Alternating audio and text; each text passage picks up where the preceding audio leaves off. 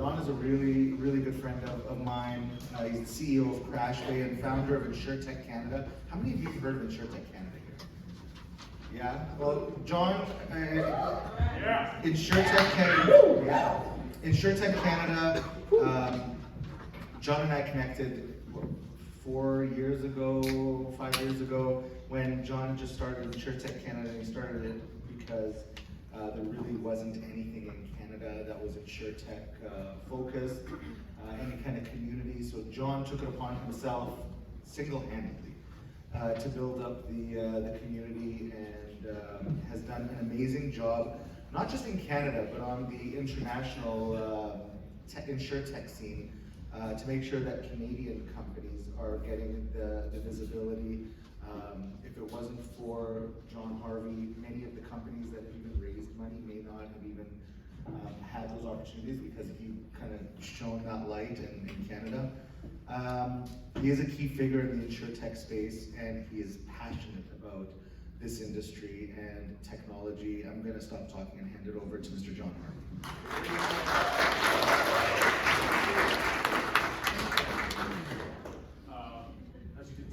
Sharif and I have a little bit of a bromance, so if you haven't picked up on that by now. So no pressure, thanks for those comments, Sharif.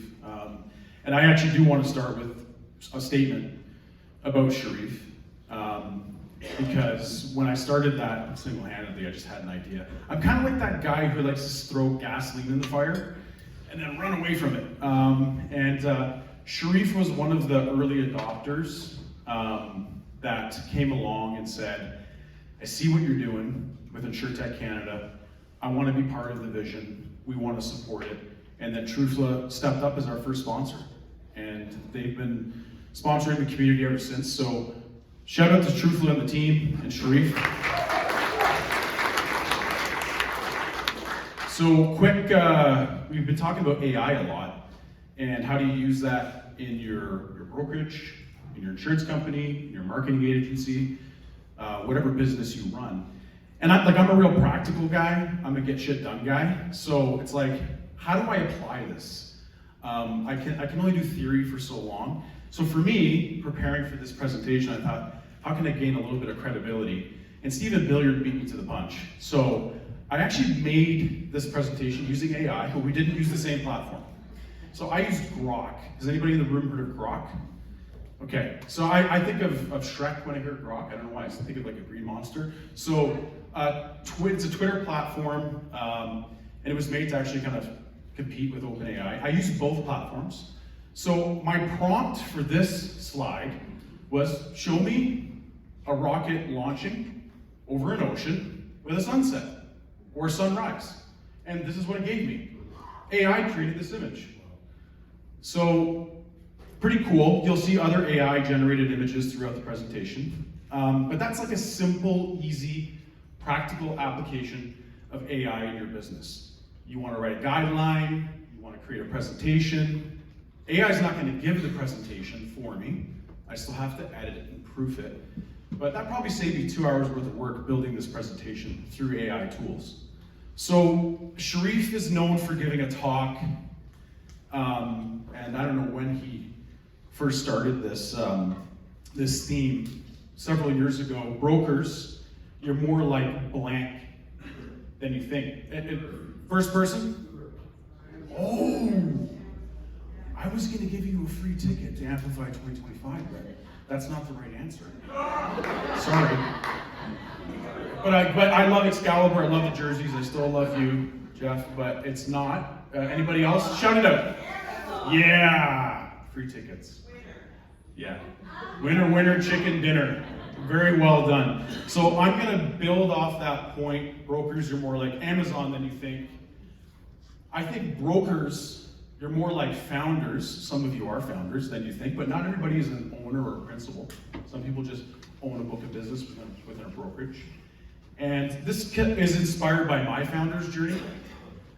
So that's where I came up with the theme of this talk. So I think brokers and founders have a lot in common, and I think they need to be more like each other. I also think brokers and shops, brokers are more like shops than they think. what the heck is this guy talking about? Okay, I just lost the audience on this one, right? What does a body shop have to do with a brokerage? I'm going to expand on that as we go. And then brokers need mousetraps. That's the practical side. Creating stickiness, creating a better mousetrap. So just quick and dirty here. This is my why. This is why I get out of bed in the morning. So I'm a pretty simple guy. I'm actually not that complex. My focus is on my 3 F's: family, faith, and being a founder. That's it. So my wife, I don't know why she said yes, but she's still with me after almost 20 years. But when she married me, I was a corporate guy. I was working for RBC, nice, safe, lifetime job. So I was on the carrier side. I've been in the industry. I'm an accidental insurance veteran, 22 years in the industry, which makes me feel really old. I think I'm going to stop counting after 22. But she married the corporate steady Eddie guy. And then all of a sudden, and I worked on the supply side as well, but I won't bore you with that. I worked for a franchisor. All of a sudden, in 2019, something awoke inside of me and said, you're not going to do that anymore. And I went out and I started my own companies. So January 2019, I started Sale Consulting, and I picked up a few clients, worked really closely with a mutual insurer of Ontario, and worked with them through a guidewire migration.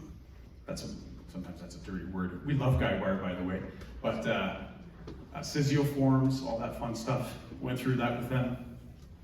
And then I started CrashBay a month later.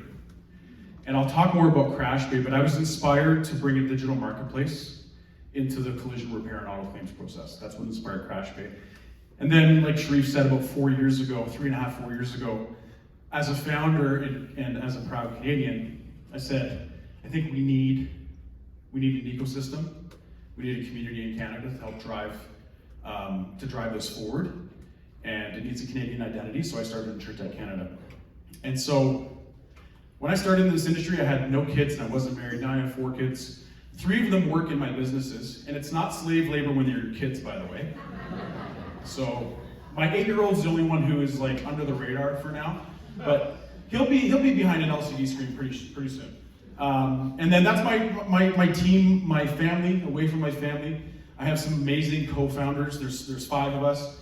Bing Wong is in the room here somewhere. If you guys haven't met Bing, Bing is a brand, and he's also a person. So there he is right there. He's our Chief Growth Officer. And so amazing people that I have the privilege to work with. I'm not the guy on the bottom, I'm the guy getting choked. At 44 years old, I competed in my first jiu-jitsu tournament this year.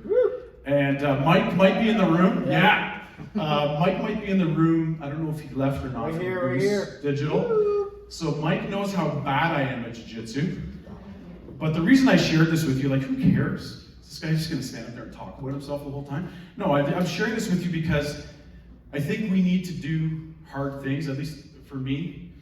And I force myself to do difficult things so I can build discipline in my life.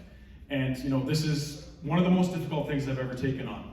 And I'll continue to do it because there's a lot of lessons, business and life lessons to be learned on the mats. So whatever that is for you, I challenge you to find that.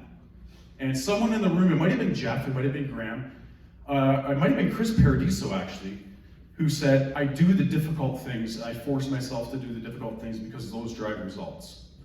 So that's my thing.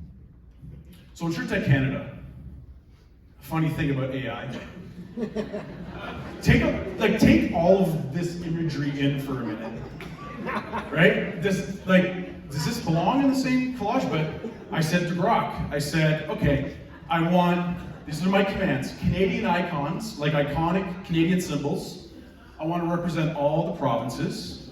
So I want Canadian prairies, I want the Rocky Mountains, I want the CN Tower, I want some sort of oceanic theme, and some Canadian animals. I actually had to shorten my presentation. It actually gave me a beaver with moose antlers. Okay? So AI can be a little bit dangerous sometimes too. So again, it goes back to, it's an enabler. It's not gonna, this is why you can't replace skilled producers in your business with AI. Someone still has to verify the policy, make sure that E&O coverage is in place, but it can do some great things at the same time. Like, this is a really cool image. This could be a great conversation starter. I could throw this on our social media pages, right? And we even got the Mountie in there. Initially, it was a Coast Guard standing in a puddle of water. I don't know where it came from that, or how it came up with that. But this is, so Insurtech Canada, real quick, basically, our identity is built around 3 pillars. And we believe, going in order, if we create community through curated events like this, and partnering with great people like Sharif and his team, then we can create customer opportunities. And we can also help founders in the process of raising capital, which is extremely challenging for Canadian companies. I know, because I also run an Insurtech company outside of this community. I'll talk a little bit about that. These are just some of the companies we've worked with over the years, and we've interviewed them. We have a podcast. Some of them are in this room. Christy Barcelo is in the room. A shout out to Christy. Yeah. And then this is Crash Bay. So Crash Bay is a digital marketplace for car repair. We're the Airbnb for car shops is what we call ourselves. So the closest point of reference I can give you, what Trufla does for brokers, we do for shops. So we put them all in a digital marketplace. We don't care if they're independent mom and pops, second, third generation family businesses, networks, dealership owned. They're all in a digital marketplace. We aggregate them. And we actually target tier 2 carriers. We don't go after the top 10s. I love the top 10s. Some of my closest friends work for top 10 carriers, but they don't need us right now. We want to service the broker channel. We want to service fleet management companies, rideshare, car share companies, and tier 2 carriers.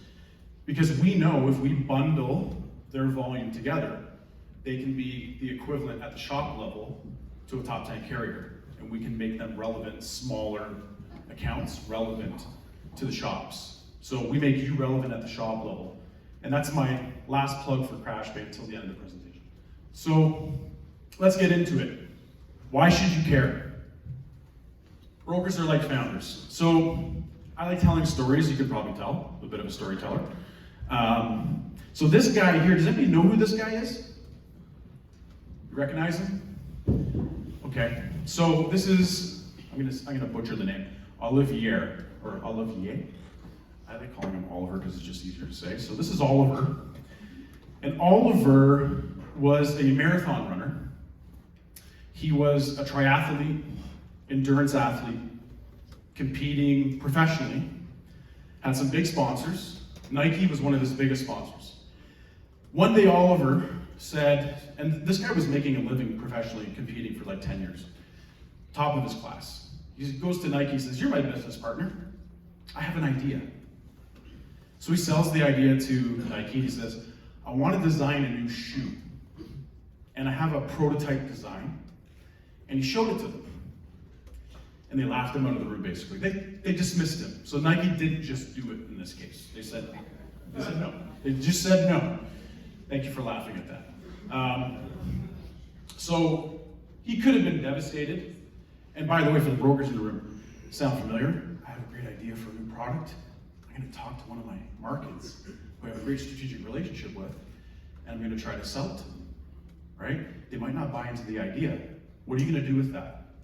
So Oliver took that rejection and he redirected his energy. So why do I have a garden hose on the screen? I have a garden hose in my pocket too.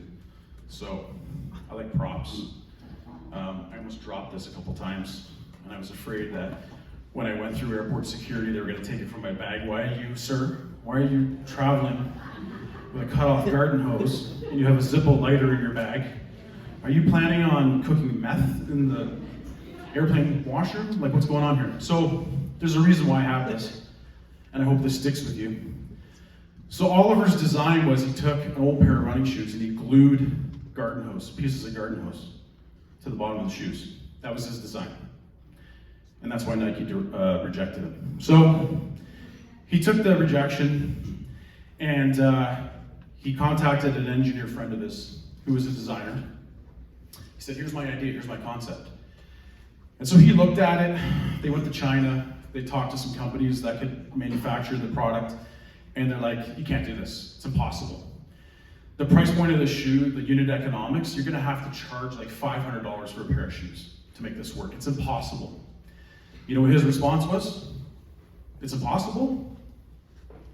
Okay, so how are we gonna do it? It's impossible, let's get to work. It's impossible, how are we gonna do it? And so he brought in 3 co-founders, they all put in the same amount of undisclosed funds, and they got to work. And their original goal was, let's get this into 3 markets, Germany, Austria, and Switzerland. They're a Swiss company. And see how it goes, because we can't support more than that. And once we get these orders from retailers, we gotta actually make the shoes. We don't have any inventory yet. And again, very similar to the insurance distribution model, because they don't just have to convince customers that they have a great shoe, they have to convince retailers first. And then the retailers have to distribute to those customers, right? And so if the retailers don't submit the orders, those shoes will not leave the line, the assembly line. And so he designed the shoe, he got it out into market, 2,000 pairs or so were out in the market, and he gets a phone call one day. Does anybody know who this guy is? Any tennis fans in the room? Roger Federer. One of the best. I was always an Agassi guy, personally. Yeah, go Agassi. Like, he was rocking the mullet in tennis, like, come on. How can you not love that? So Roger Federer reaches out to the founder and he says, I bought a pair of your shoes. And I want to work with you guys. I want to help you. And so he flew out to meet with the team, and he comes in the room, and they said, listen, Roger, like, we're flattered, but we can't afford to work with you. We don't have a budget. You're this like celebrity, we don't have a marketing budget for this. And Roger goes, well, first of all, I want to make a tennis shoe, I want to make a court shoe with you, and I want to design it, and I want to be part of the brand. He says, I don't want your money. I'm going to invest in you. And they built a $7 billion company. And I was so inspired by this story, I went out and bought a pair of these shoes. They are so, you have a pair too? Aren't they incredible? And you can actually see like the garden hose inspiration. I encourage you to check them out. And they're not like mainstream yet. Actually, I'm gonna keep this in my pocket. They're not mainstream yet, but you can find them in SportCheck, you can find them at Foot Locker and like major retailers. And no, I'm not getting a kickback for endorsing them. So, on my journey as a founder, when I started CrashPay, it wasn't all roses. There was actually more thorns than there were roses in our journey. And so, 2019, you know, being the guy I am, coming from the insurance industry and lots of experience in the vendor side, I had top 10 carriers as my biggest customers in my previous role when I was in the franchising business. And I had signed LOIs, letters of intent, NDAs, I hate when people use acronyms and don't tell you what they are, signed non-disclosures, all pre-pandemic, because insurance carriers couldn't get their cars fixed on time. They couldn't get estimates in under 10 weeks for drivable cars. So I thought, this is gonna be a slam dunk. This is gonna be awesome. And then a little pandemic happened, and everybody stopped driving their cars. Claims went down by 85%. The problem evaporated overnight. And I put 6 figures of my own money into building the prototype for CrashPay. So I was about to have my garden hose moment, and I didn't even realize it. So I stopped and I said, what am I gonna do? And so, rejection or redirection. This is me moments before I jumped off this bridge. That is actually an overpass over the 401 in Toronto. And I got to work and I said, well, no one's driving, but I can still build my brand. I can double down on building up my technology stack. And I'm just one guy, I think I need some co-founders. And I called up Bing, and I called up a bunch of people that I thought would be great co-founders. And it took us some time, but we started to get to work. And my wife reminded me during this time period, like, I think I do crazy things all the time, but she's like, you were really off your rocker. And this is me, like, so I actually thought it was a great idea, but don't be afraid to try new things. I created an e-store with Amazon within our platform because I wanted to drive traffic, people who have cars, need things for cars. And we started selling accessories, auto accessories through our marketplace. And I thought, maybe I can drive leads and retail traffic during the pandemic. We can focus on opening up a product vertical. Amazon will be a great partner. So that's me, New Year's Eve, standing next to the 401 with a friggin' snow broom. And started a YouTube channel. I started pushing content out. And of course, no one bought a snow broom.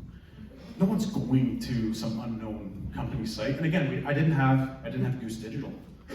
I didn't have Truthful as a partner. I didn't have any traffic. I didn't have a brand. So don't take shortcuts when it comes to brand. And this is the definition of insanity, by the way. But I thought I could cut my own hair, right? I thought I could, drill the cavities in my own teeth. And there's certain things, and a good friend of mine who's in this room reminded me, John, there's certain things you don't cut corners on. Brand is one of them. So I'm sure you feel like this guy, those of you who are running brokerages in your business. You got your playbook, you got your underwriting guidelines, you got your CISIO forms, and then suddenly things change. And you just trained all your producers, you just trained all your admin staff. And then you got to take the whiteboard, the clipboard, and wipe it all clean and come up with a new play. And that's the reality that you live in. That's why brokers are more like founders than they think. So brokers and shops, what the heck do they have in common? So I think you can guess now why I'm talking about shops, because Crashpay is a digital marketplace for car repair. And we work with body shops. I've also worked closely with brokers over the years, through the Insurtech community and through some of my friendships. And the more I study brokers and collision shops, they actually like to be called collision shops, the more I find they have in common. A lot of them are second, third generation family businesses. They're anchors in their community. They have a very close trading relationship with insurance carriers. And they have to manage sometimes a dozen or more books of business. You guys would call them markets. They would call them DRP relationships. And they still have to give an incredible experience to the end policyholder. And they have to give variety of choice, just like a buffet. You sit down and say, well, what's your budget? Do you want high cost, low quality? Do you want cheap and fast? What type of policy do you want? What type of deductibles do you want? What type of exclusions do you want? Body shops have to have the same conversations. Should I repair it? Should I replace it? Are you paying out of pocket? How high is your deductible? And they have to have this consultative, sometimes psychological conversation with someone who just had something bad happen to them. Brokers and shops are a lot alike. They also have to adopt digital technology to run and optimize their business. Tell me if this resonates with any of you. So in a collision shop, the producers are the technicians. They're the ones that make the money. The guys and the girls who paint the cars and fix the dents and push them out, they're the producers. They're being asked to do more and more administration as well, and I promise I'm not beating up on carriers here. I'm looking at Graham. But they're being asked to do more. And so everybody's in the supply chain, we're all in this boat together, right? And so they have to find ways to automate, because right now, a lot of shops who are trying to do things the old way are 2-to-1 on their front office staff to their back office technicians. And that's a backwards ratio. You cannot be 2-to-1, because that's a cost center. Your front office is a cost center. So they've had to adopt AI to do appraisals, as an example, to augment that process, to even bring people into the industry, into these administrative roles. And likewise with a brokerage, if you're not adopting some sort of AI technology strategy, there is no future. And I think it was Jeff yesterday. Jeff, I'm gonna misquote you. I know you're answering emails right now. No, it's okay, no, I'm not calling you out in that way. But you said something really clever yesterday about AI won't replace brokers, it'll replace brokers that aren't using AI. Is that what you said? Did I get? Okay, yeah. You're bang on, right? Same reality for shops. And you're in the same communities, you're working together, and that's part of, we want to service both channels. So there's a lot of similarities, a lot of crossover. AI came up with this image too. So how many times do you wake up in the morning on a Monday, come into the office, and feel like this guy? Yeah. This is an original image. And I just said to Grok, show me an image of herding cats. This is what it came up with. I'll probably post some of the other images it came up with, because there were some pretty scary things. So brokers need mousetraps, and I think all businesses need mousetraps. But we're here at a digital conference talking about Insurtech, talking about these tools and bringing them into your business. And so, again, I said I'm a get shit done guy. I want practical examples when I'm sitting through a talk like this. So, let's start to unpack some of those things. First of all, Emma was up earlier. I think she had to catch a flight home. She talked about change management. So, in any change transformation project, you've got the adoption curve, right? Believe it or not, this is gonna make me sound like a hypocrite. I'm usually I'm in the late majority when it comes to adopting technology in my personal life. I'm the guy who kept the cassette player as long as I could. I said, screw CDs, man. Who wants that? They break, they scratch. I was a cassette guy, and I was proud of my cassette collection. And so the benefit to being a late adopter, because there are benefits to being a late adopter, is you're not the guinea pig, right? The truth moment here is that if you're in that camp, the clock is ticking. You're running out of time. If you're still holding out for the next improvement, most of the tools that are out there that are available to brokers, they're on version 3.0, 4.0, 5.0. It's not version 1.0 and you're waiting for 2.0 anymore. Right? So jump in. It's okay to be a late adopter. It's okay to be a laggard, although a laggard almost, I don't know. When I hear the word laggard, it's not a positive term. I don't know. I just think of someone with a hangover. So statistically, 50% of customers who buy insurance want to interact with their insurance carrier or broker or agent or MGA through digital channels. That can be purchase buying, could be renew, could be for endorsements, just communications. And that's a conservative number. And I actually think it's outdated, but it is a Canada-US number. So at least half your customers, whether they're telling you or not, want those digital options. So does that mean your brokerage is gonna look like this? You got all this overhead, you signed a 5-year lease, 10-year lease. I know what that's like. We got an office in Oakville. Team gets together once or twice a week. It's empty most of the time. Super frustrating. Am I doing a good job hiding it? No. It's reality, right? Brokerage is a different business, obviously. But this doesn't have to be your reality just because you go down this path. And I think a lot of people are fearful of this. This could be your reality. No one builds a better mousetrap. This is a big statement. And I'm not an Apple fanboy or anything like that, but I admire them as a brand. They're brilliant at creating a mousetrap. They get you into that iOS ecosystem.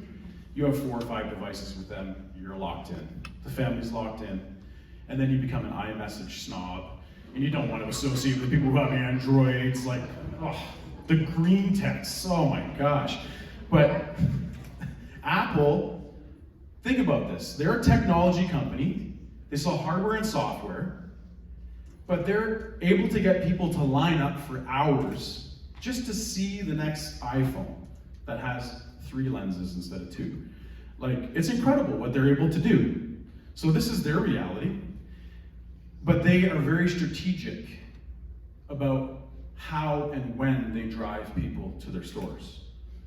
So digital doesn't mean you close the doors. So how do we do that? Getting into the examples. I have to give Stephen Billiard credit. Is he still here? He gave a master class yesterday on AI tools at the brokerage level. I can't touch that. So I was super impressed. You know, he had the AI generated presentation. I think my slides are better, but his content was solid. I'll give him that. And he demonstrated to me someone who understands how to use AI tools in his business while he's still figuring it out. So like, don't feel like you have to boil the ocean. Start somewhere simple. So, you know, some practical examples I already gave you was building this presentation. We do use some AI for marketing, more on the image side. I think you should still have content writers. But again, it depends on what your budget is. But don't ever let AI own your brand. That's precious. You get one shot at that. So you gotta proofread everything, right? I had a situation, talk about admin, where one of the insurance carriers that we work with in the US wanted a new set of guidelines. And if you've ever written insurance guidelines or SOPs, it's a long process. I fed the information into my AI tool, and I got fully 5-page guidelines in 2 minutes. So the 2 minutes was because I had to edit what it spat out, and I had to change some of the language here and there. But again, huge time saver, saved me hours. And I think anybody, like anyone who's running a business, whether you're running a brokerage or you're running a marketing firm, AI tools can help you cut down admin, and admin is one of those. And I love what Steven said about research. And I am not properly even using this to feed the model and start coming up with insights and conclusions, but there's all sorts of examples. So here's some other practical examples. And I haven't heard anyone talk about this at this conference, is connected car, right? So there's all sorts of AI tools, and there's companies in Canada and the US that you can partner with, and they're not all smartphone-driven solutions. Some of them are hardware-driven solutions, some of them are a combination. And yes, you have to sell either the underwriter in the market that you have on a telematics solution if they don't already have one. But that doesn't mean you can't offer it to your clients. Remember, we're talking about mousetraps here. Because like, as a business owner, that's what's useful to me. How do I use these tools to create better client experience, to create better mousetraps, to build brand loyalty and stickiness? And this is one example, right? So you might have a fleet company, and I worked with a telematics company as an advisor a few years ago, and they were in the taxi space, and no one wants to insure taxis. Surprise, right? And so they were moving into a self-insured model, potentially a captive model, but they still want to drive down their losses, right? Maybe they want to drive down their deductibles. Maybe they're in the standard market, and on the renewal, they're going to go into facility, and you want to try to prevent that from happening and move that bottom 25% of drivers up into the 50th percentile. You know, this is an example where you could partner with an Insurtech company to transform your business and build a better mousetrap. Embedded insurance. This is a bit of a buzzword. I think it's very popular in travel, you know, buying travel medical, trip cancellation. Those are forms of insurance. I think practically speaking, if you're running a P&C business, I think extended warranty products is a great example of embedded insurance. That can also be a profit center for you. Roadside is also a form of insurance. So there's embedded insurance solutions out there. You can partner with Insurtechs to create that mousetrap in your business. Cyber is a big one. Every newsletter, every research paper I read that gets published in the Insurtech space, cyber is like a top 3, top 5 topic. Everyone's talking about cyber. So what does that mean to you as a broker? How do you build a mousetrap out of cyber? You don't have to be a cyber expert. You don't have to have your own product. There are companies out there that will build white label solutions for your business, and you can market and brand that to your customers on renewal, especially if you're insuring commercial risks on cybersecurity. You lock them into that cyber policy, you have a customer for life, potentially, right? Driving retention, driving loyalty in your business using tools like cyber insurance. I think Coalition is here, actually. They're in the cyberspace. Don't listen to me, they're an authority on this. Talk to them. They had a booth yesterday. Shout out to Coalition, by the way. They were on our podcast. Coalition, you in the room? Still in the room? No. IoT, so Internet of Things. I don't know who came up with this term. It's a weird term. So we're in Calgary right now. In my claims career, usually when I would come to Calgary, it was because there was a hailstorm or a flood. So this should resonate with a lot of people in the room. But flooding is a new reality, obviously, that we're all facing. And things like sewer backup valves, partnering with Insurtechs that sell something as simple as a sewer backup. And there are carriers out there that give discounts, just like driver training discounts. And these are just, again, a few examples. I think I reached the exhaustion point. I don't want to put you guys to sleep. But those are some practical examples, because I think if I'm in your shoes, and I hear the term Insurtech, it kind of sounds like word soup, verbal diarrhea, mumbo jumbo. It's like how is that really relevant to me and my business? There's lots of examples. We're here as an Insurtech community to help support you through that journey as well. If you have questions, if you have ideas, if you have areas that you know nothing about, we probably won't have the answers, but we can connect you to the people who do. So what about claims? Of course I'm going to do a claims plug. Recently, Luge Capital, they're a big venture firm in Canada. They do an annual report. They review the Insurtech space, the insurance industry, and they look at trends. And it's a very comprehensive report. You just have to go to their website, actually. I think it's lugecapital.ca. You give them your email address. Of course, you're going to go on their mail list. But you get this PDF. And it's very informative. If you want to see trend analysis and where things are going, it's very comprehensive. They look specifically at the Canadian marketplace, the Canadian landscape, so it's super relevant to us. But they also look at global trends as well. And one of the top 10 trends that made the top 10 list for them, digital client experience for broker channel is lagging. So when you say client experience, that touches on a lot of different areas, right? But again, close, near and dear to my heart is claims. So how many people in the room are brokers? Hands up. How many of you people in the room that are brokers, keep your hands up, care about first notice of loss and claims? I won't be offended if your hands go down. Thank you, Una. It is a retention strategy. And so that's where the insurance policy, we call it the moment of truth, comes into play. And I know, because I came from the carrier side, a lot of carriers have said, don't touch claims. Send them to our 1-800 call center and we'll take care of it. And if I'm a client, how am I going to feel when I call my trusted broker who sends me birthday emails and comes to my school and gives away bikes and I have a great relationship with, but when I have a claim, they say, yeah, just call the call center. Let me know how it goes, right? So, and I'm not saying anybody in the room does that. I'm obviously exaggerating to make a point here, but it needs to be, in my view, a top 3, top 5 priority. Because I believe, and Sharif and I have spoken ad nauseum about this, that the battle for client loyalty will be won and lost in claims. And I'm banking my career on that. OEMs understand this. They understand how important first notice of loss is. And they're getting into this space. Fleets understand this. And I think brokers should be investing in a first notice of loss strategy.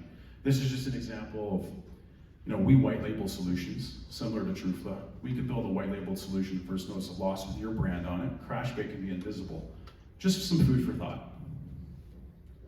So the good news is, there's 43,000 brokers. I'm gonna start talking louder because I feel like I'm falling asleep a little bit here. There's 43,000 brokers in Canada, according to IBAC. And please correct me if I got that number wrong, but it's, we're rounding. and there's 250 Insurtechs.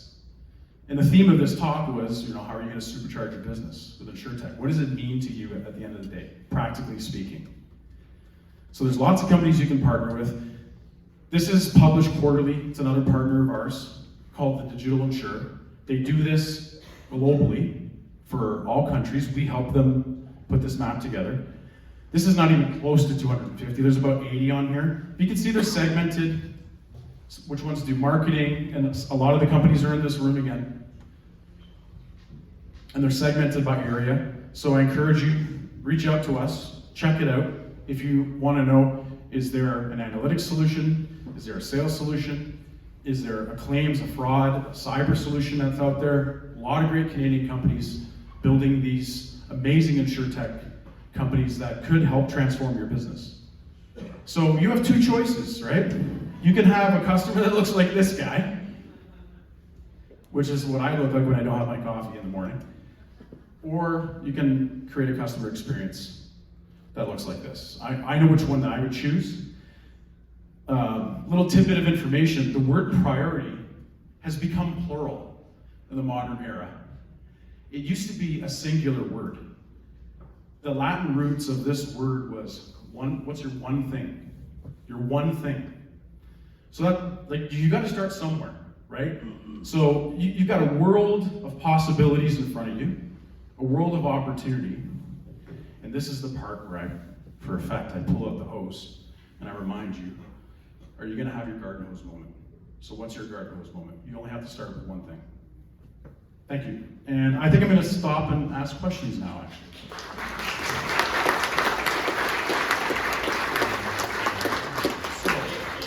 Anybody have some hard questions for me?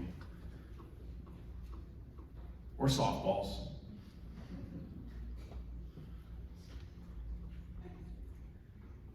What's your opinion of AI?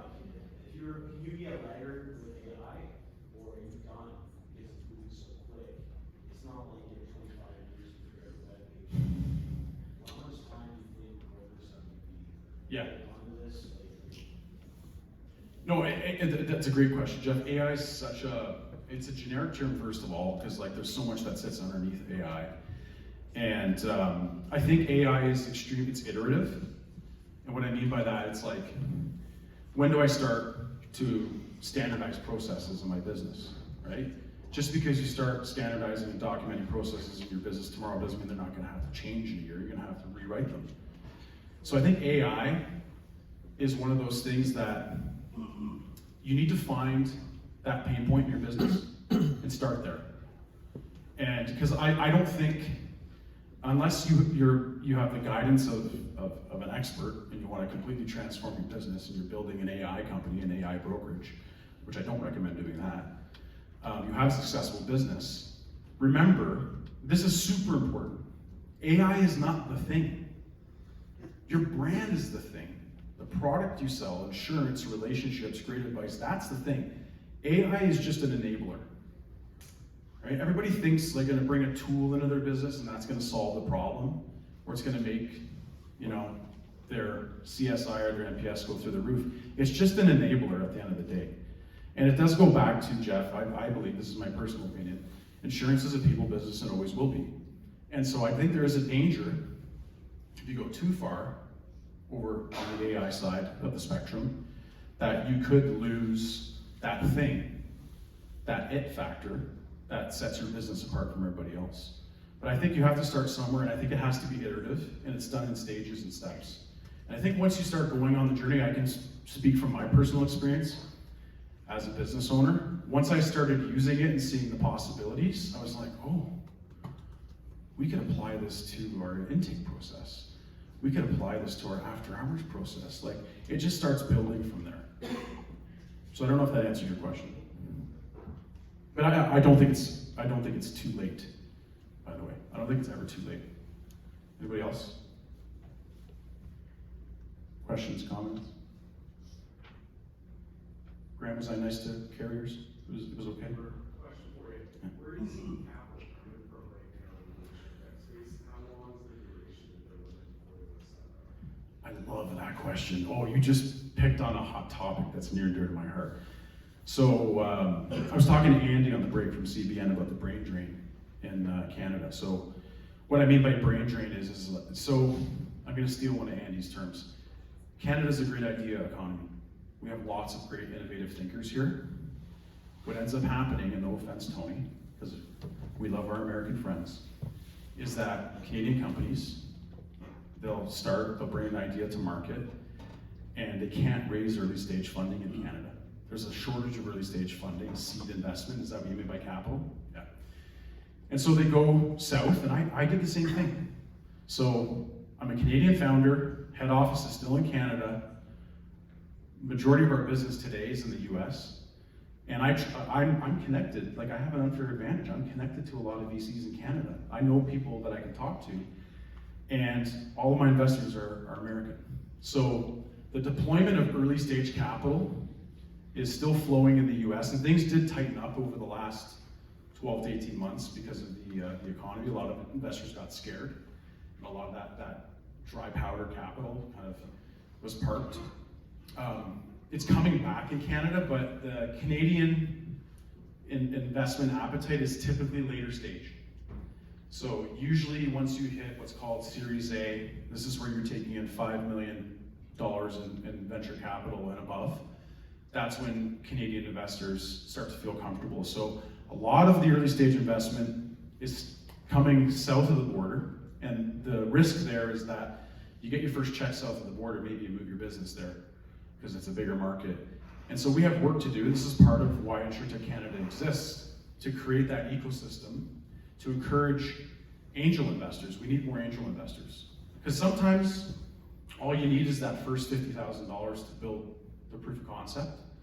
And oftentimes, some people in this room could be angel investors someday in the Insurtech space, because we find the best early stage investors are strategic investors and people that come from industry and want to help the industry move forward. So I hope that was a good answer to your question, but we need to see more coming from Canada. The carriers, there's only like maybe 2 or 3 carriers in Canada that have venture programs, but they're all for later stage companies. Great question. Anybody else? Okay, thank you everybody.